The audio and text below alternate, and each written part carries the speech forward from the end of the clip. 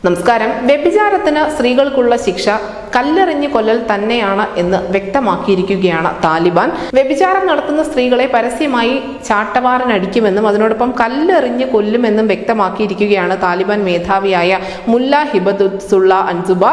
State ടെലിവിഷനിലൂടെയാണ് അദ്ദേഹം ഈ ഒരു ശബ്ദ സന്ദേശം രാജ്യത്തെ അറിയിച്ചിരിക്കുന്നത്. ഈ വാർത്ത ആദ്യം റിപ്പോർട്ട് ചെയ്തിരിക്കുന്നത് ദ ടെലിഗ്രാഫ് ആണ്. താലിബാൻ സ്ത്രീകളെ കൂടുതൽ ബുദ്ധിമുട്ടിലാക്കുന്ന നിയമങ്ങളാണ് നിലവിൽ തിരിച്ചു കൊണ്ടുവന്നുകൊണ്ടിരിക്കുന്നത്.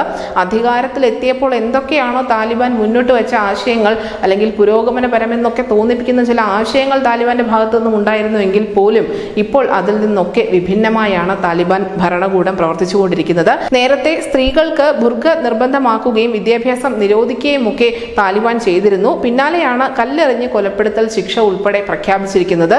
എന്തായാലും 2001 അമേരിക്കയുടെ നേതൃത്വത്തിൽ താലിബാനെ അധികാരത്തിൽ നിന്നും പുറത്താക്കിയെങ്കിൽ പോലും 20 വർഷത്തിന് ശേഷം താലിബാൻ വീണ്ടും അധികാരത്തിലേറുകയായിരുന്നു. 1990കളിൽ എന്ന പോലെ പൊതു വധശിക്ഷയും ചാട്ടവാറടിയും പോലുള്ള കഠിനമായ ശിക്ഷകളിലേക്ക് തന്നെയാണ് താലിബാൻ തിരികെ നടന്നുകൊണ്ടിരിക്കുന്നത്.